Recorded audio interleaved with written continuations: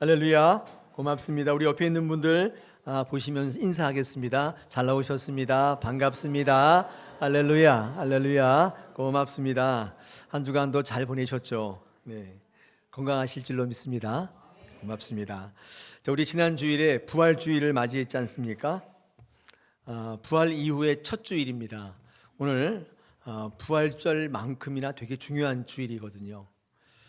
하나님은 이 땅에 인간으로 오셔서 예수님으로 이제 오신 거죠. 성육신 하셔서 예수님은 이 땅의 삶 속에 구원에 합당한 삶을 모범을 보여주셨습니다. 예수님은 그런 삶을 사시다가 마침내 십자가 위에서 우리의 죄를 대속하시기 위해서 친히 못 박혀 돌아가셨다가 부활하셨습니다. 자, 제가 한번 묻겠습니다. 왜 부활하셨죠? 왜 부활하셨습니까?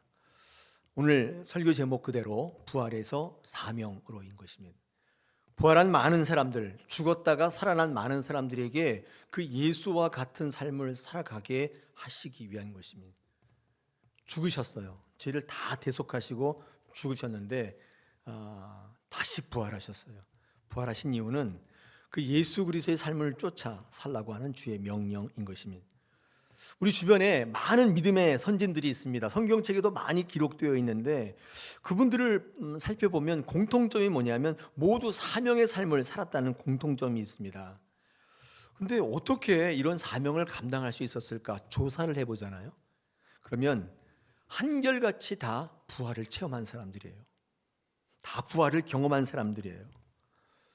우리는 신앙생활 할 때 이런 얘기를 가끔 듣죠. 성도는 사명의 삶을 살아야 한다. 이런 말을 듣는데 굉장히 부담스러워요.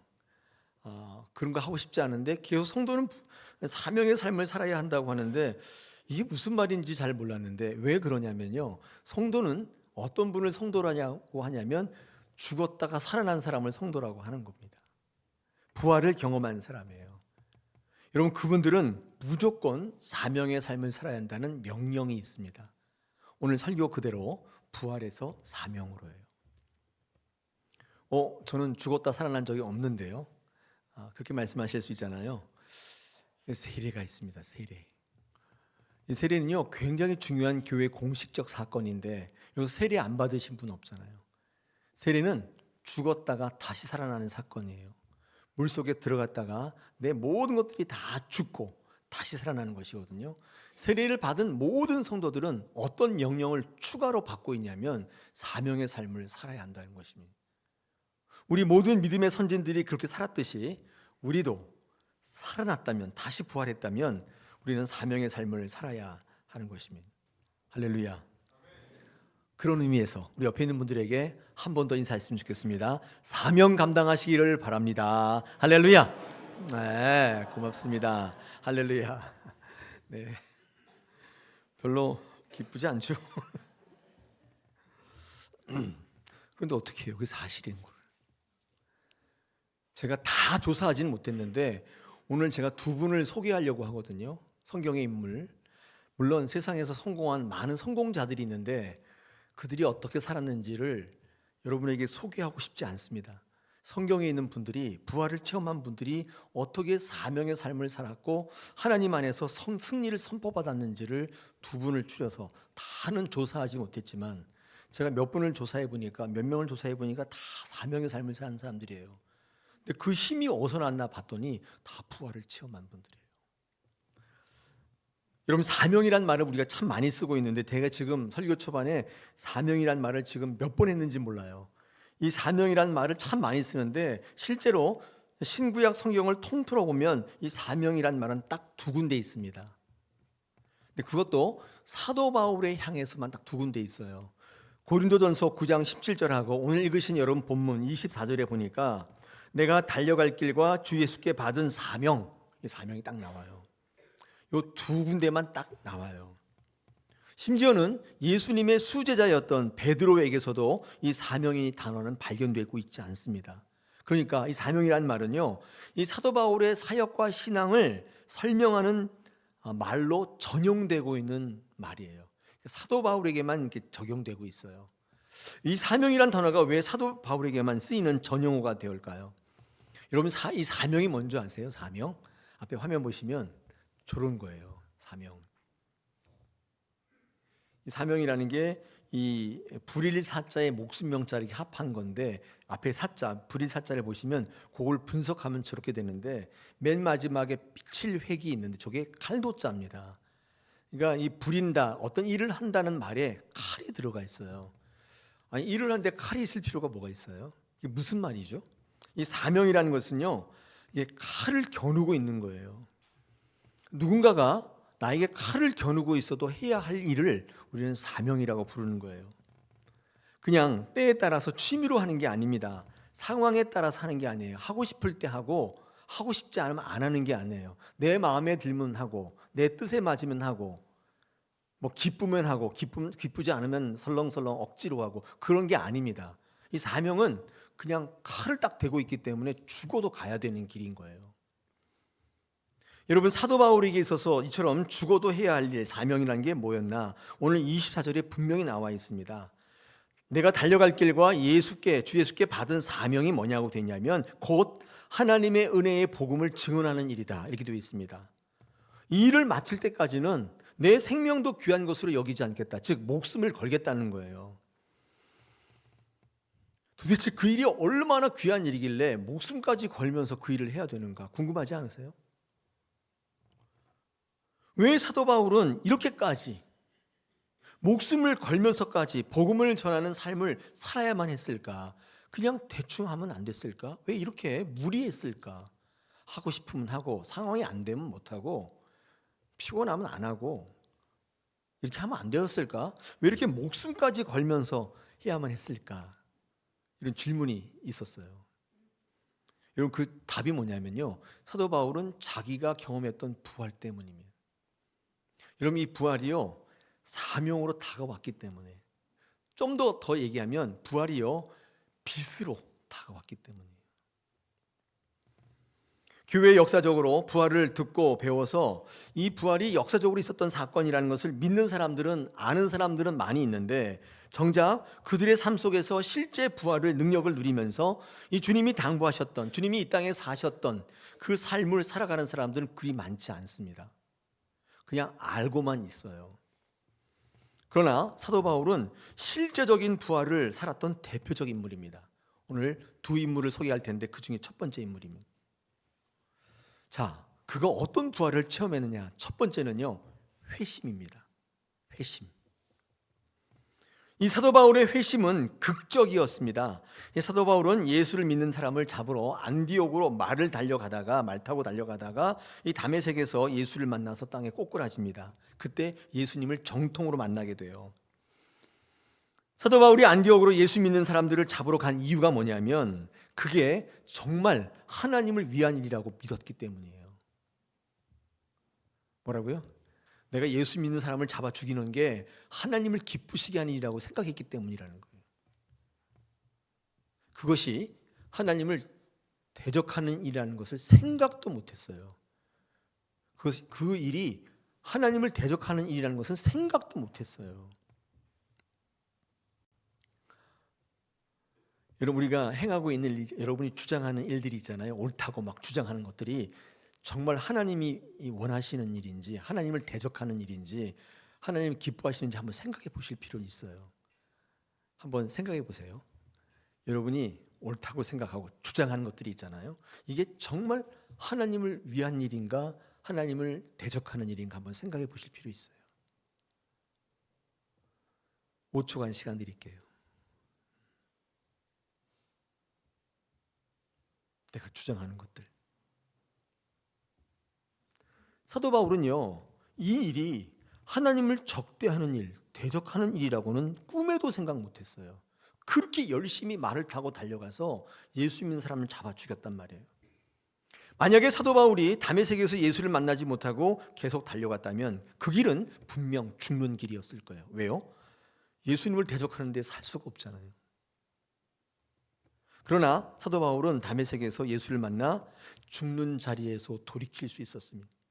우리는 이것을 회심이라고 부르지만 사실 이것이 우리의 실제 삶에서 경험하는 부활이에요. 여러분, 믿는 성도들은 부활을 이렇게 경험하는 거예요. 죽는 자리에서 건짐을 받는 거예요. 죽었다가 다시 살아나는 경험은 십자가에 못 박혀서 장사 지냈다가 살아나는 게 아니라 여러분이 여러분의 삶에 경험하는 부활은 이런 거라고요. 내가 옳다고 주장했던 거, 내가 고집했던 거, 아무것도 모르고 막 주장했던 거가 예수를 정통으로 만나면서 아, 이게 아니었구나 해서 길을 돌이키는 거예요. 회심, 회개, 이게 부활인 거예요. 사도 바울은 다메섹에서의 회심으로 인하여 죽을 수밖에 없었던 자리에서 다시 살아나는 부활을 경험하게 되었고, 그릇된 자기 열심으로 예수를 대적하던 이 사도 바울은 그 일로 인하여 예수님께 대하여, 많은 사람께 대하여 빚진 자 의식을 가질 수밖에 없었어요. 사도 바울이 경험했던 부활은 그로 하여금 평생 빚진 자로서 예수 믿는 자를 잡아 죽인 것만큼, 아니 그 이상으로 갚아야 할 빚이 되었고, 그것이 그의 삶에는 사명이 된 거예요. 그가 왜 이렇게 무리하게 생명까지 바치면서 내가 하나님의 복음을 증거하는 일에 내 목숨을 아끼지 않았다 이렇게 얘기했냐면 그 빚 때문인 거예요. 자기가 옳다고 주장했던 일 때문에 수없이 잡아 죽였던 예수 믿는 사람들, 그들에게 빚을 졌기 때문이에요. 더불어 예수를 모르고 죽어가는 많은 사람들을 내가 살려야겠다는 사명으로 다가온 것이며, 여러분, 그렇기 때문에 대충 할 수가 없었던 거예요. 싫으면 관두고 피곤하면 말고 이렇게 할 수가 없었던 거예요. 무리했던 거예요. 이처럼 그의 사명은 죽는 자리에서 다시 살아나는 부활에 근거하고 있다는 사실, 그가 그렇게 달려갈 수밖에 없었던 이유는, 힘은 바로 부활에 있었던 것입니다. 여러분, 사도 바울이요 이렇게 열심히 사역할 수 있었던 또 다른 이유가 하나 있는데, 또 다른 부활이 있는데, 그게 뭐냐면 이렇게 회심 이후에도 이 사도 바울은 사역의 현장 속에서 수없이 많은 부활을 경험하게 돼요. 이 복음의 사명을 감당하려고 하는 사도 바울을 죽이려는 사람들이 얼마나 많았는지 여러분 알고 계시죠? 저는 이것도 이해가 잘 안 가요. 나쁜 일을 한 게 아니잖아요. 아니, 진실을 이야기하는데 그렇게 미워하고 반대하고 적대하고 발목을 잡고 그런 사람들이 얼마나 많은지 몰라요. 심지어는 알 수 없는 음모들 많았습니다. 사도 바울은 그때마다 죽을 고비를 넘기며 죽다가 살아나는 일을 수없이 반복했어요. 제가 다 읽어드리진 않겠지만 뭐 어디서 몇 번을 맞고 뭐 배 밑에 들어가고 파도, 여러분 한번 성경 읽어보세요. 수많은 고난을 당했습니다. 죽다 살아났어요. 고린도전서 15장 31절에 나는 날마다 죽노라. 사도 바울이 이 고백이 그냥 나온 고백이 아니란 사실을 알게 되었어요.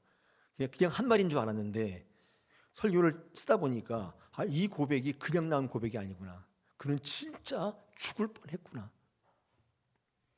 한마디로 사도 바울의 삶과 사역은 부활의 능력 가운데 있었다고 해도 과언이 아닙니다. 그의 의지나 그의 지식이나, 그런 지식이 많았잖아요. 그런 것이 아니었단 말이에요.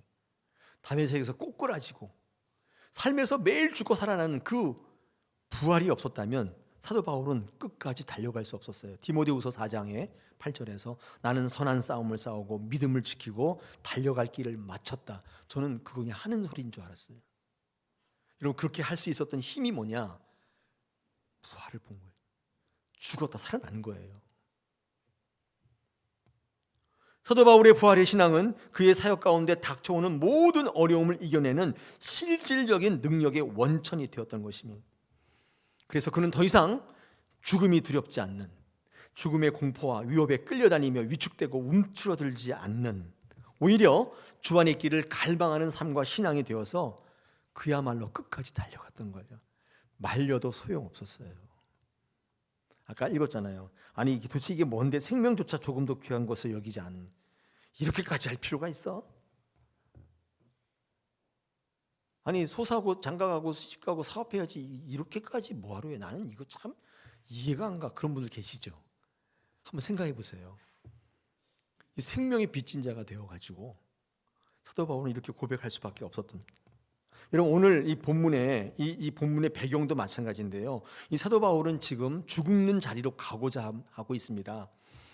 오늘 이 본문의 배경은 이제 에베소 장로님들에게 고별 설교를 하는 장면인데, 이제 에베소에서 3차 여행을 마치고 예루살렘으로 가게 되면 거기에 이미 다 기다리고 있어요. 체포조가.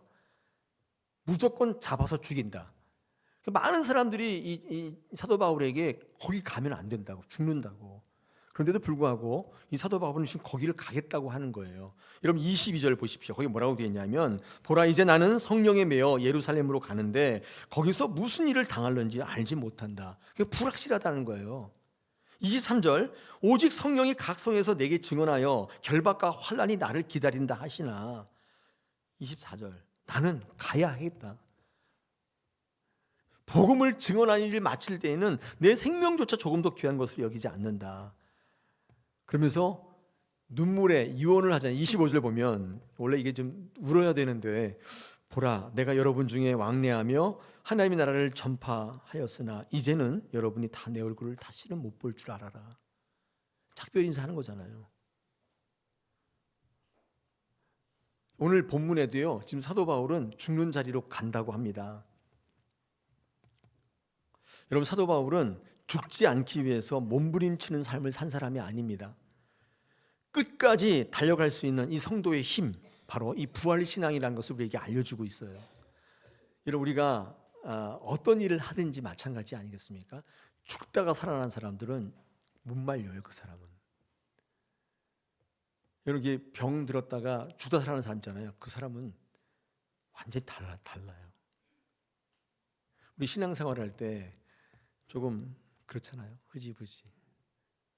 부활을 체험하지 않기 때문에.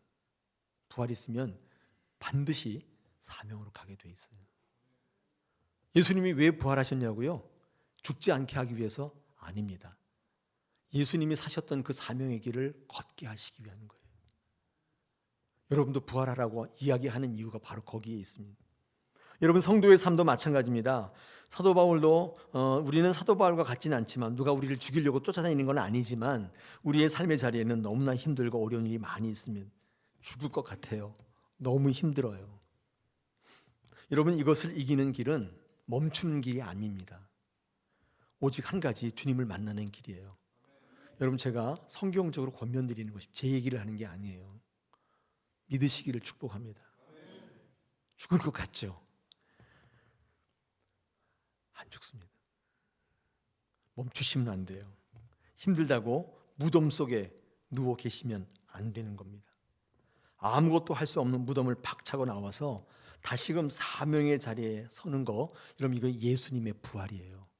예수님이 부활하셔서 은퇴하신 게 아닙니다. 다시 사명의 자리로 돌아가셔서 제자들을 다시 추스리시고 사명을 말씀하시고 그들을 다시 격려하고 세우셔요. 이 일을 하셨는데, 여러분, 이게 예수님의 부활의 속성이에요. 예수님이 왜 부활하셨냐고요? 이것 때문에 부활하신 거예요. 날마다 죽고 날마다 살아나는 우리의 삶에 경험되는 이 부활은 우리로 하여금 이 땅에 소망을 두지 않게 하고 이 땅에 모든 것 다 쏟아붓지 않게 만들어주고 하나님의 나라를 향해 달려갈 수 있는 원동력을 줍니다. 독수리가 날개치며 올라가는 것 같은 거예요. 그런 분들 계시잖아요. 옆에 보시면. 수많은 환난과 고난 속에서 성도의 신앙을 견고하게 떠받치는 가장 근본적인 힘, 사단의 공격에 죽기로 각오하고 끝까지 달려갈 수 있도록 일사각오로 싸워, 맞붙어 싸워 승리하기로 결정하는, 끝까지 버티게 하는 그 힘이 있잖아요. 그게 바로 부활의 능력이에요. 여러분의 삶에 실제로 경험되는 부활이 뭐라고요? 십자가에 못 박히는 거라고 하지 않았습니다. 예수님의 부활의 전형적인 모델이고요. 여러분은 사도 바울처럼 돌이키셔야 돼요. 여러분이 주장했던 거 한번 생각해 보세요. 이게 하나님을 대적하는 게 아닌가? 이게 진짜 하나님을 위한 건가? 교회를 위한 건가? 하나님을 기쁘시게 하는 건가? 한번 돌아보십시오. 여러분, 그때 하나님을 정통으로 만나게 되면 진짜 꼬꾸라지게 되고, 여러분, 그분은 사도 바울 같은 삶을 살지 않을 수 없다니까. 무엇을 하든지 부활의 능력 위에 서시기를 축복합니다. 부활 이후 첫 주일, 저와 여러분이 나누는 하나님의 음성입니다. 두 번째 인물, 이 정도 하면은 괜찮은데 시간이 좀 많이 남았으니까 한 명만 더 제가 실례를 드리겠습니다. 제가 조사하고 묵상한 인물 중에 모세가 있습니다.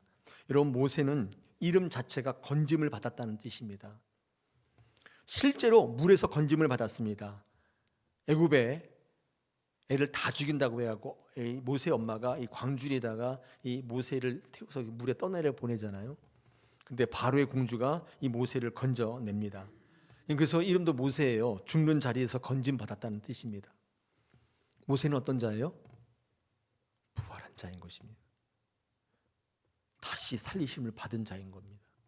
여러분, 그러면 모세에게 뭐가 주어져요? 사명이 주어지는 거예요.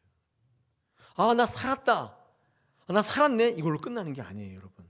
이 부활의 경이로움, 감격, 여기에 저도 사는 게 아니에요. 이 부활을 경험한 사람들은 반드시 사명이 주어져요. 여러분, 우리가 모세 일생에서 가장 주목해야 되는 게 뭐냐면 이 죽음에서 건짐을 받은 것으로 끝나는 게 아닙니다. 다시 살아났다면, 부활했다면 사명이 주어지고 있다는 사실을 주목해서 보아야 돼요. 여러분, 이게 모세의 인생의 포인트예요. 관전 포인트. 모세가 40세가 되었습니다. 자기 인생에 하나님의 섭리가 있다는 것을 느꼈어요. 자기는 히브리 사람이지만 왕궁에 살면서 최고의 교육을 받으면서 공주의 아들이라고 칭함을 받으면서 호의호식하며 살았는데, 이 모세는 어떤 생각을 했냐면, 아니야, 내가 이렇게 산 이유는 하나님이 내게 어떤 사명을 주신 거야. 이걸 안 거예요. 하나님이 나를 사용하실 거야. 이런 생각을 했다는 것입니다. 그래요, 안 그래요? 그렇잖아요. 맞는 얘기잖아요. 근데 여러분, 하나님은 모세의 이런 판단 쓰시지 않았습니다. 모세의 이 기분, 나는 뭔가 택함을 받은 것 같아, 이런 기분, 이런 느낌에 하나님께서 동조하지 않으셨어요. 왜 그런가 하면 모세는 굉장히 인간적인 사람이었어요. 그때까지만 해도 인간적으로 민족애가 있었어요. 민족주의자. 또 하나 의협심이 굉장히 강했어요. 또 하나 영웅심리도 있었어요. 그런 사람이었어요. 그걸 가지고 하나님께 나가려고 했던 거예요. 하나님은 그런 인간적인 모세를 쓸 수 없었어요. 쓰시지 않았어요. 모세는 히브리 민족이 고통당하는 것을 봤습니다. 애굽 사람에게 얻어 터지는 걸 봤어요. 분노가 치밀었어요. 의협심과 민족의식이 살아난 거예요. 그래서 죽여버렸어요. 그 애굽 사람. 모래에 묻었어요. 아무도 못 봤다고 생각했어요. 스스로 옳은 일을 했다고 생각했어요. 어느 날 히브리 동족들이 싸웁니다. 왜 너희들끼리 싸우냐고 훈계했습니다. 그들은 모세에게 누가 너를 내 재판장으로 세웠냐고 덤빕니다. 그러면서 하는 말이, 너 애굽 사람 주인원에 다 봤다. 나도 죽일 거냐? 이렇게 물었어요. 여러분, 다른 사람들은요, 모세가 한 의로운 일에 대해서 하나도 고마워하지 않았어요. 오히려 모세의 의로움은 비수로 돌아왔어요. 두려움에 빠진 모세는 정신없이 미디안 광야로 도망칩니다. 하나님은 하나님의 계획을 자신의 의로움을 가지고 행하려고 했던 모세를 미디안 광야에서 죽이셨어요. 그리고 40년 만에 그를 사명자로 다시 부활케 하셨어요. 그리고 사명 주세요. 하나님은 당신의 일을 기존에 그릇된 모세를 죽이시고 부활한 모세에게 맡기신 것입니다. 부활한 모세는 그때까지만 해도 하나님의 사명을 감당하지 못하겠다고 발버둥 쳐고 막 버텨요. 하니까 뭐 입이 어쩌다나 뭐 뻣뻣하다나 뭐 이러면서 막 버텨요. 근데 많은 분들이, 야, 모세가 아직 고생을 덜 했구나, 불순종하는구나, 사명을 거절하는 거 보니까 참 아직 덜 혼났구나, 이렇게 생각하시는 분이 있는데, 제가 어떤 글을 읽다가 다르게 쓴 해석을 제가 봤는데 공감했어요. 여러분, 그것은 불순종이 아니라, 사명을 거절하는 게 아니라 모세의 의가 죽은 모습이래요. 예전에 모세는요, 자기가 다 할 것처럼 했거든요. 자기의 지식이, 자기의 교육이, 자기의 의협심이, 자기의 민족애가 모든 것을 다 할 것처럼 자기를 주장하고 자기를 고집했는데, 지금 모세의 모습은 다 의가 죽었어요. 아무것도 못한다. nothing이 된 거예요. 지난번에는 everything이었는데 지금은 nothing이 됐대요. 본질적으로 바뀐 모세의 모습을 확인할 수가 있는, 모세의 의가 완전히 죽었다는 거예요. 제가 이렇게 설교하면 어떤 분이 그걸 어떻게 단정 지을 수가 있습니까? 그렇게 묻고 싶으잖아요. 근데 증거가 있습니다. 모세는 나중에 설득당해요. 지팡이 하나 들고 가족들 다 짊어지고 사지로 들어가요. 애굽의 바로에게 간단 말이에요. 거기 죽는 길이거든요. 여러분, 이것이 자기 의와 주장이 죽었다는 증거입니다. 이것이 모세가 죽었다가 다시 부활했다는 확증입니다. 부활하지 않았다면, 죽었다가 다시 살아나지 않았다면 절대로 설득되지 않습니다. 설득당하지 않습니다. 왜요? 안 죽었기 때문에. 하나님께서 왜 모세를 40년 동안 미디안 광야의 시궁창에 처박아 놓은 줄 아세요? 죽이기 위해서요. 그렇게 하지 않으면 안 죽기 때문이에요. 하나님이 사명 주셨을 때 못했다고 하는 게 아니라 자기의 주장이 다 죽은 거예요. 자기 의견을 얘기하지 않잖아요. 이런 모세가 끝까지 달려갈 수 있었던 것은 그의 특별한 지식이나 지혜나 경험 때문이 아니라 그가 죽기를 두려워했다면 그게 가능했을까요? 죽었다가 다시 살아나는 부활의 실제적 능력은 그 사명을 위해 목숨을 걸고 하게 만드는데, 진짜의 그 능력은 부활 때문이에요. 죽었기 때문이라고. 그 모세에게 부활로 끝나는 게 아니라 하나님께서 사명을 주고 계신 부활의 능력은 모세의 삶의 방향을 완전히 바꿔놓았습니다. 모세는 가나안 땅에 들어가기 위해서 사역한 게 아닙니다. 그 목적이 아니었습니다. 그 방향이 아니었습니다. 하나님은 모세를 가나안 땅에 들어가지 못하게 하셨잖아요. 신명기 34장 읽어보시면 모세가 가나안 땅에 못 들어가고 그냥 구경만 쫙 하다가 끝나요. 한번 읽어보세요. 읽는 제가 열받아요. 왜냐하면 그렇게, 죄송합니다, 우리들끼리니까 그렇게 부려먹고 안 하겠던 사람 불려다가 그렇게 해놓고는 마지막에는 뭐 좀 작은 실수했다고 한번 그래도 보여주기는 해요. 쫙 보여줘요. 그리고 온데간데 없이 사라져요. 그래서 더 마음이 아픈 게 뭐냐면 신명기 34장에 그때 당시에 이 모세의 모습이 아직 눈이 흐리지 않았고 기운이 쇠하지 않았다고 되어 있어요. 팔팔했는데 더 많은 일을 할 수 있었는데, 가나안 땅에 들어가가지고 사령관하고 초대 대통령 할 수 있었는데 그냥 생목숨을 끊으신 거예요. 근데 어디 하나 하소연이나 항변이 없습니다. 이게 가능했던 이유는 부활신앙인 거예요. 할렐루야. 사랑하는 여러분, 오늘 부활 첫 주입니다. 이제 뭐 부활에 대해서 늘 얘기하겠지만 부활절 이후의 첫 주가 굉장히 중요합니다. 부활을 누리시는 여러분 되시기를 원합니다. 그래서 그들의 삶을 본받아서 우리로 하여금 그릇된 길로, 주장으로, 죽어간 길로 몰고 가는 모든 상황 속에서 나의 의와 주장이 날마다 죽고 다시금 회심해서 주어진 사명 감당함으로 생명을 얻는 참 부활의 다사랑 교회와 성도 되시기를 축복합니다.